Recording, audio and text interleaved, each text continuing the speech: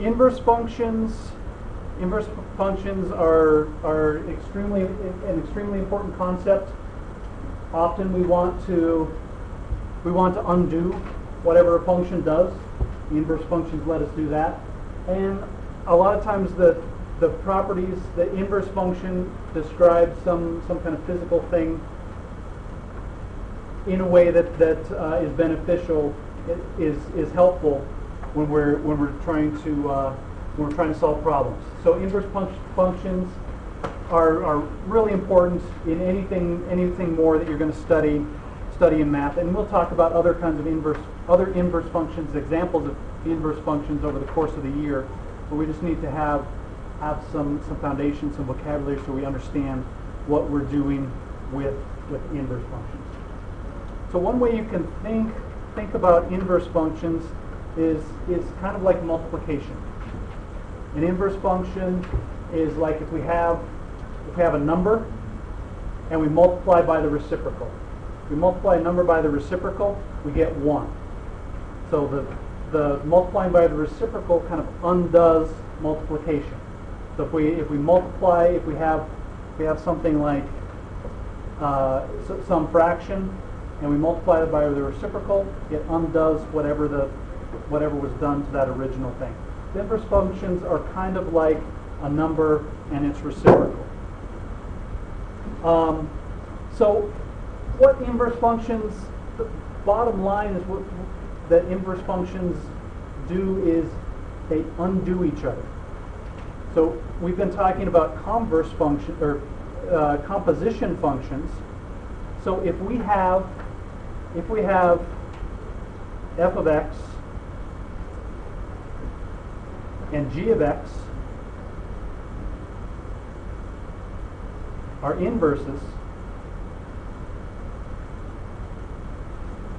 then one undoes the other. So if we make a composition, f of g of x, we just get back out whatever we put in. F of g of x just gives us back x. They undo each other. If we do something to x, the inverse function undoes whatever we do to x. So if we make the composition of inverse functions, we just get x back out. Another way to think about inverse functions is if we have ordered pairs. So like on the last worksheet that we did, where we had f of x and it just listed the ordered pairs, an inverse function will switch the x and the y. So it turns the ordered pairs around. So that's another way you can think about what inverse functions do. If we think of a function operating on an ordered pair, an x and a y, the inverse is going to turn the x's and y's around. So inverse function switches x and y. So if we think of domain and range, the inverse function is going to take the domain and turn it into the range, and take the range and turn it into the domain. Changes the x's and the y's. So let's look at a couple of examples of what we're talking about here, and then we'll go a little further with inverse functions. So if we going with the idea that inverse functions undo each other, if we have f of x, we'll do some easy ones here. F of x is x plus 2, and g of x is x minus 2. It's a really easy one. If we do f of g of x, we make this composition. I'm going to take x minus 2 and put it in here for x. So I get x minus 2 plus 2. I just get x back. If I do g of f, so I do the composition the opposite way, I'm going to take x plus 2 and put it in here in g. So I get x plus 2 minus 2. I just get x back out. This tells me that f and g are inverses.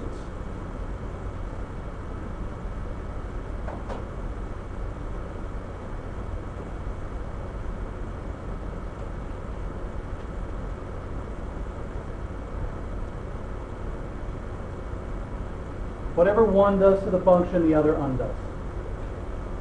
So this would be a test to test if two functions were inverses. If we make the composition both ways, and we just get x back out, that's our test, one test for inverse functions.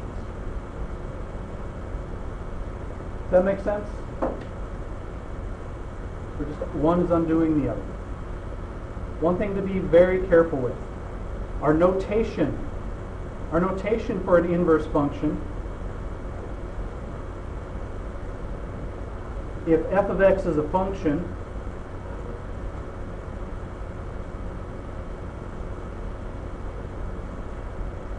we write f minus 1 for the inverse.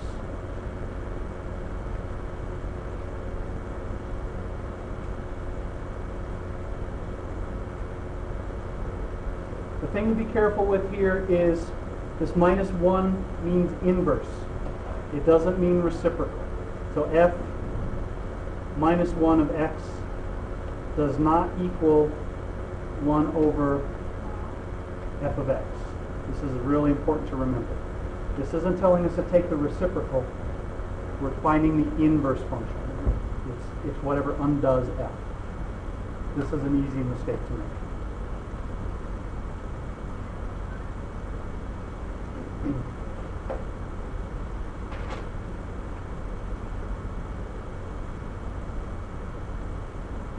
Does anybody remember if we graph a function and its inverse?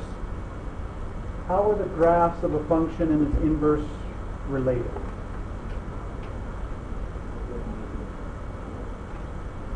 So you're thinking, so they can be, yes? Go ahead. A mirror image over what line? Perfect. Inverse functions are reflections of each other over the line y equals x. So graphs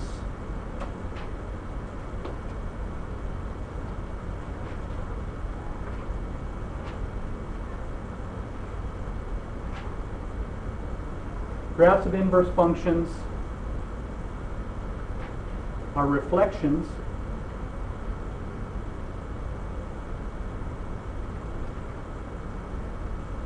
over y equals x. So they reflect over the line y equals x. Well, let's take a look. I'll pull up the calculator here, and we'll take a look at an example of that. So here's my calculator. So we're going to graph a function and its inverse and y equals x all on the same axes to see the function reflected over the line. So my function is going to be x to the third. So there's y1. y2 is going to be y equals x. So I'm going to put in x here. And y3 is going to be the cube root of x, which is, where's my cube root? Fun, is that in math? Do I do 3 math? Oh, there's a cube root in math, isn't there?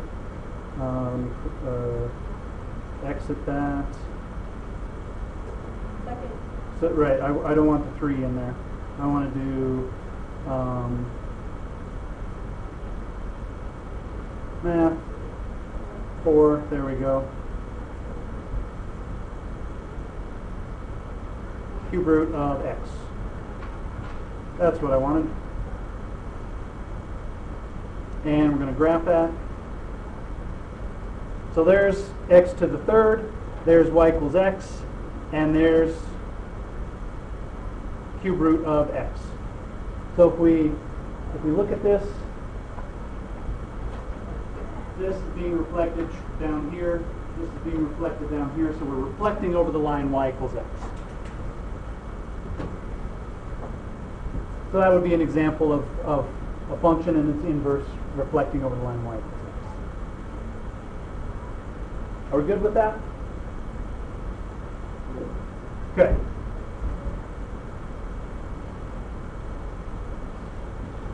So we talked the other day about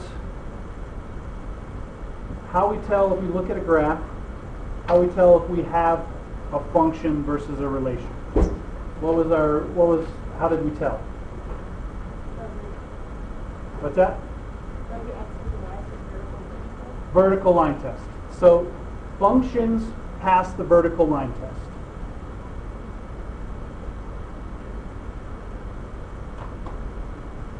The graphs of functions, I should say, to be more accurate, I should say the graphs of functions pass the vertical line test.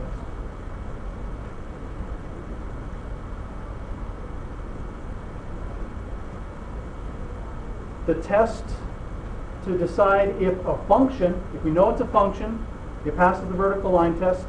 The test to tell if that function has an inverse is what? The horizontal line test. If we have a function that passes the horizontal line test, the graph of a function that passes the horizontal line test tells us if the function has an inverse. So if the graph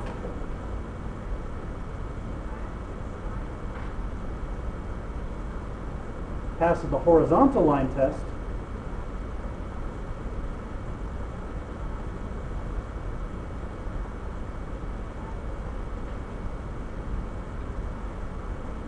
it has an inverse.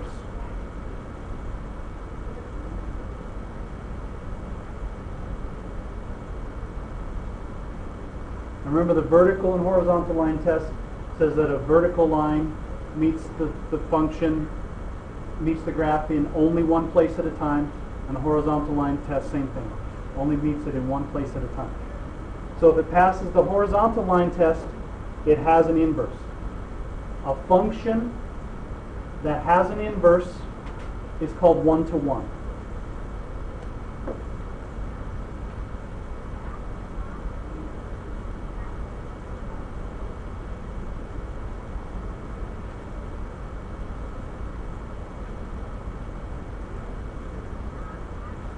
So a function that has an inverse is called a one-to-one function or one-to-one.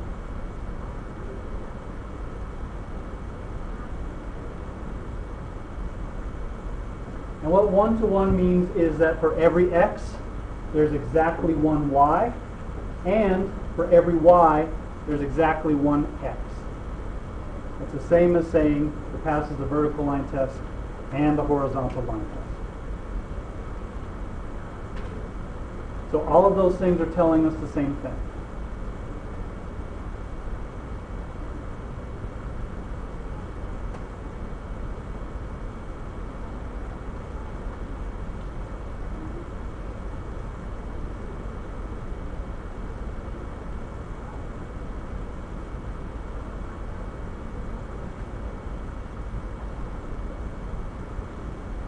So passes the horizontal line test, one-to-one, for every x exactly one y, for every y exactly one x, or if the function has an inverse.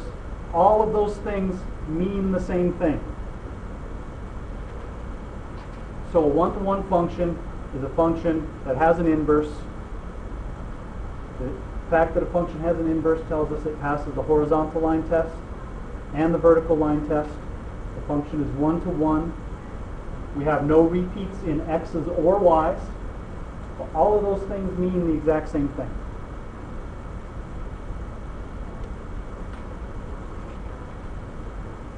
So questions often will ask you about one-to-one, inverse, horizontal line test, vertical line test. It's important to remember that those things are all telling us the same thing. The function has an inverse. The function is one-to-one. The function passes the horizontal line test. All of those mean the same thing. So let's look at a couple of graphs. Let me sketch a couple of graphs, and we want to tell if we have a function and if the function has an inverse. So here's my graph, my axes here.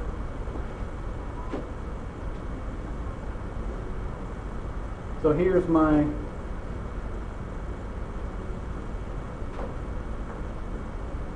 graph. Does this graph represent a function? The graph f of x is a function because it passes the vertical line test. So I'm going to say f is a function. Does f have an inverse? F does not have an inverse.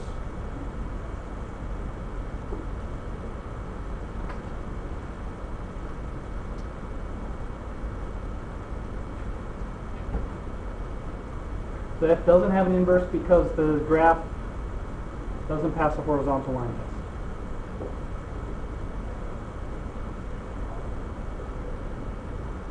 So would this function be one-to-one?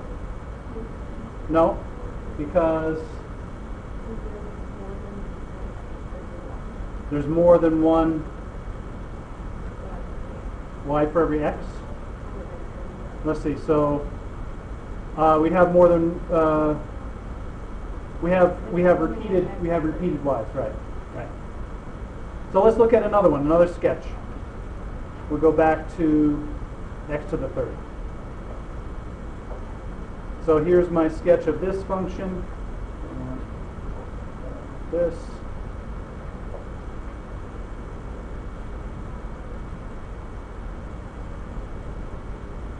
All right, so we're going to call this one, this is the graph of g of x.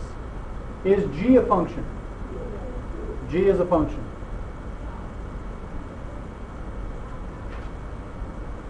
It passes the vertical line test. Does g have an inverse? G has an inverse.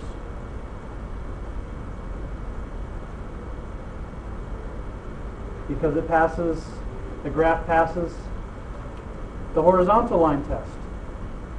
So g has an inverse. This also tells us that g is one-to-one.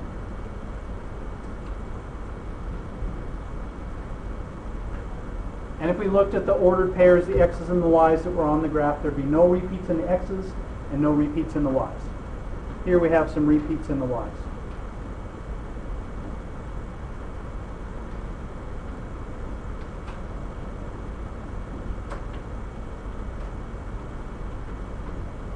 All right, do we remember how to find inverse functions? If we have a function, how we find an inverse function? We did pretty good on the summer packet, so I know a lot of us know something about that. So we have a function, how do we find its inverse function? So let me write something down. So if we have, I'll call this finding inverse functions.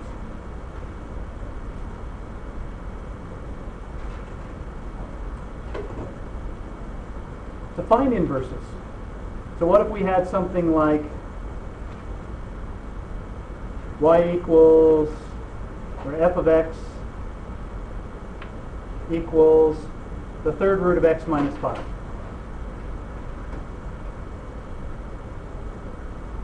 And we want to find the inverse.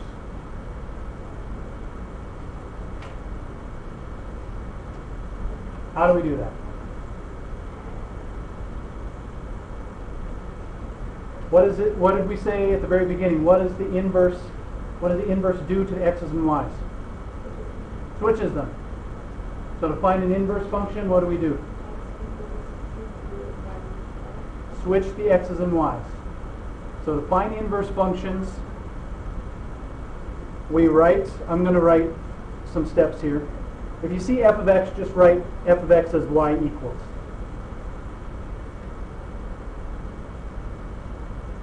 Write f of x equals as y equals. So instead of f, we're just writing y. We switch x and y.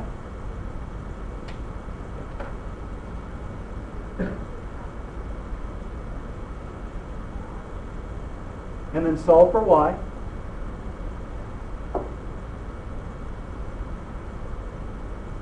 And then, because we're talking about inverses, sorry, our fourth step is to write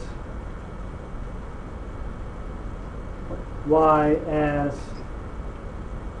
f minus 1 of x. And on our second step, when we're switching x and y, we're going to put a y every place we see an x. So we switch every x with y. So sometimes we'll get a function where x shows up more than once. We put a y in for every x. So let's look at our example. I'm going to rewrite this as following my steps. Y equals the cube root of x minus 5. Switch the x's and y's.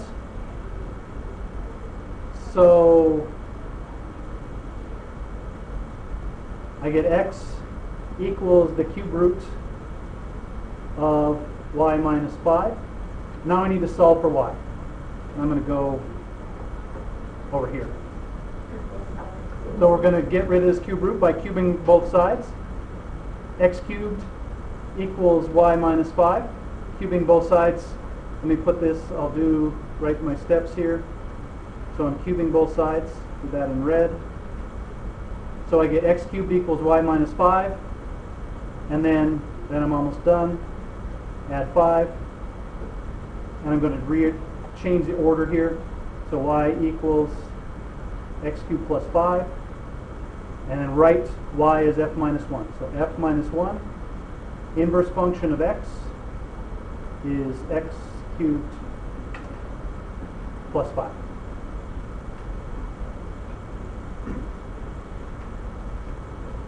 And that's my inverse function. And I could check that if I wanted to verify. Some of your problems might ask you to verify. To verify, you would form the composition of the inverse function with the original function and make sure you get back x.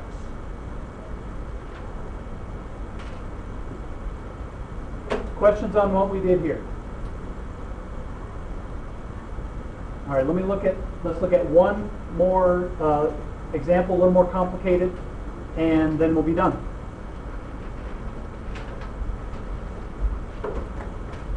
So here's our function g. G of x equals x minus 4 over x plus 2.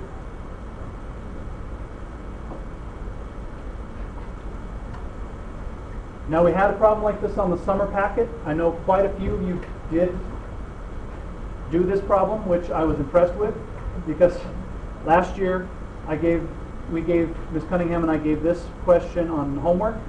We gave it on a quiz, not a problem like this, and on a test.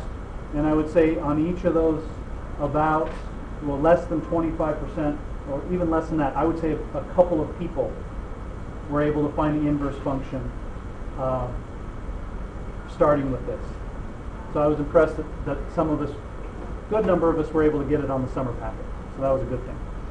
So let's follow our steps. So I'm going to write g of x as y equals x minus 4 over x plus 2. Switch x and y. I'm going to put an x here for y, and I'm going to put y everywhere I see an x. Y minus 4, x plus 2. Or sorry, that's not a y, this should be a y. Y plus 2. Y minus 4, y plus 2. Now I have to solve for y. This one's a little bit tricky. So what do we want to do for our first step?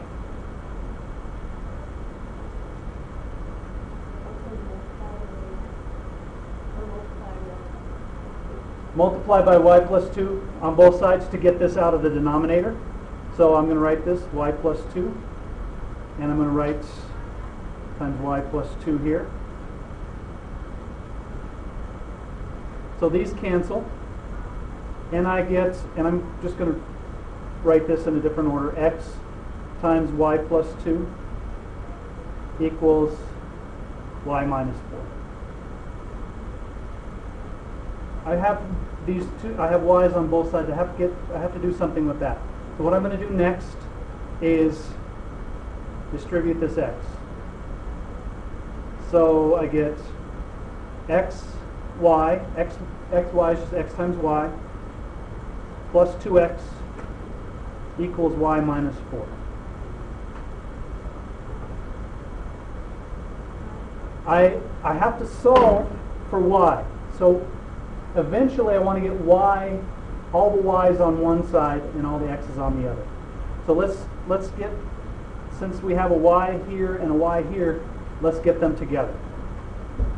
So I'm going to subtract y from both sides.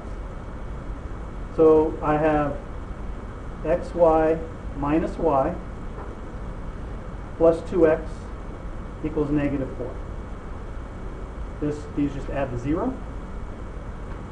Now I'm going to subtract this 2x from both sides.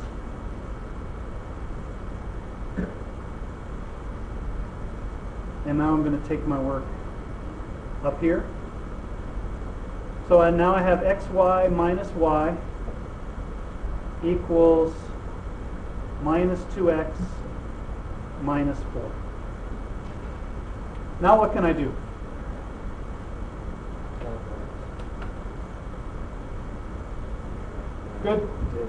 Good idea. There's one little step first. If I divide by x, I have to divide this y by x also. And then for this term, I end up with y over x. So that would throw a little complication in there. Subtract xy, then I would have a y on this side and a y on that side. What can I do? What do these two terms have in common here? Y. So what can I do with the y?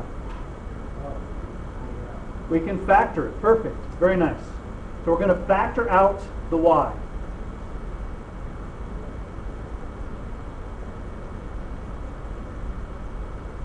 So I'm going to write this as y times x minus 1 equals minus 2x minus 4. Now I have just one y here. And now I can do what you were thinking before, Dane. Now I can divide. So I have this y out here, and to check, if you want to check your factoring, I can distribute. So if I distribute this, I get x times y, and I distribute this, I get negative 1 times y, which is minus y. So now I'm going to divide both sides by x minus 1. And finally, I get y equals minus 2x minus 4 over x minus 1. Write y as f minus 1, or g, since we had g here. So g minus 1 of x equals minus 2x minus 4 over x minus 1. So when we have fractions here, they get a little tricky. Everybody good with that example? Okay. This is probably the trickiest type of inverses to work with, other than without making the functions more complicated. Questions on inverse functions? All right, homework.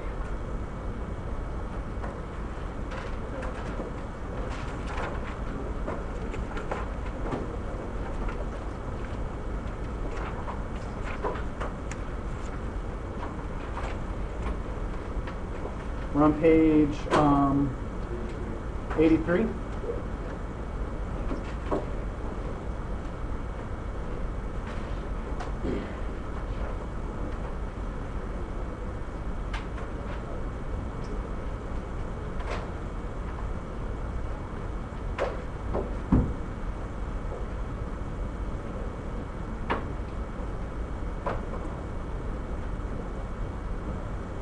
There you go.